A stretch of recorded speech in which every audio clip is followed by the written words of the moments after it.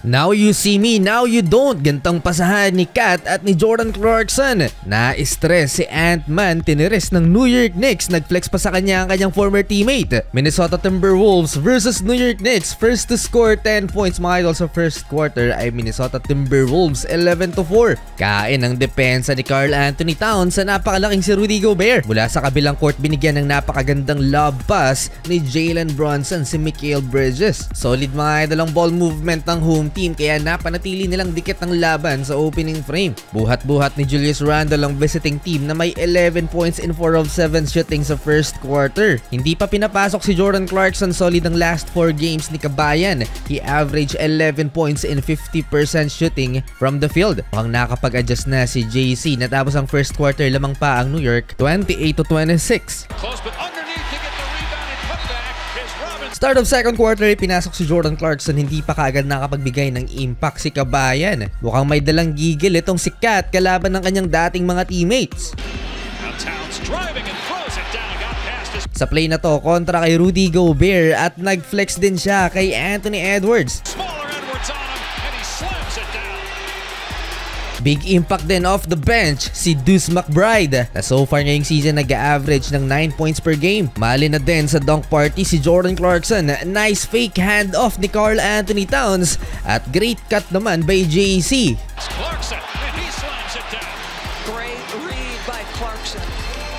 Ito ang first field goal ni JC sa opening frame pero nakahabol mga idol ang Minnesota Timberwolves dahil sa kanilang pagpapaulan ng tres sa Madison Square Garden. 4 na sunod na tres yan mula sa Wolves. Nagpakawala ng 12 tres mga idol ang Minnesota Timberwolves sa first half at 52% beyond the arc. 2-on-1, lob to Randle.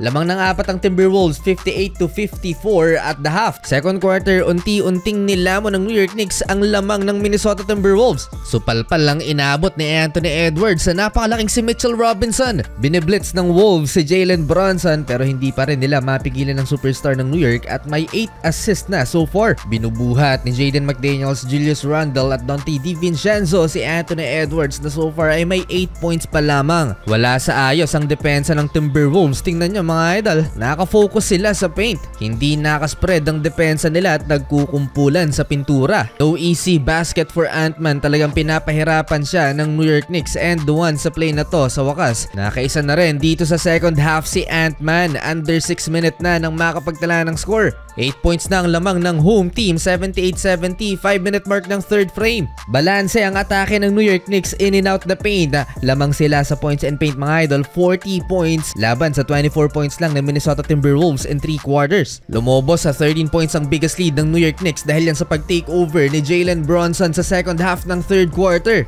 94-86, nasa upuan pa si Jordan Clarkson. 5 players sa New York Knicks ang meron ng double figure scoring. Start of fourth quarter, hindi na nag-aksaya ng oras si Jordan Clarkson. Puntos kaagad laban sa kanyang dating teammate Julius Randle. Anthony Edwards sumagot naman ng and one basket. Napa-take over si OG Anunoby. So far siya ang leading scorer with 22 points. Dahil sa pag-take over na to ni OG mga idol, hindi gaanong nakakahawak ng bola si Jordan Clarkson. Heads down si Anthony Edwards, disappointed sa depensa ng Minnesota Timberwolves. Kanina pa nag-aantay sa bola si Jordan Clarkson, finally nabigyan rin. Corner pocket 3-pointer yan for JC. Swish, may bagong celebration si Kabayan. Kayod kalabaw si Anthony Edwards, pumasok pa ang tres na to pero sa kanyang second attempt, nag-airball na. Hindi matibag-tibag ang depensa ng New York Knicks mga idol, 7 block shots and 6 steals kumpara sa 2 blocks lamang ng Minnesota. Napakalimitado ng minuto ni Jordan Clarkson, hindi na rin siya nagtagal dito sa fourth quarter at sa final 6 minutes inilabas na ni Coach Mike Brown.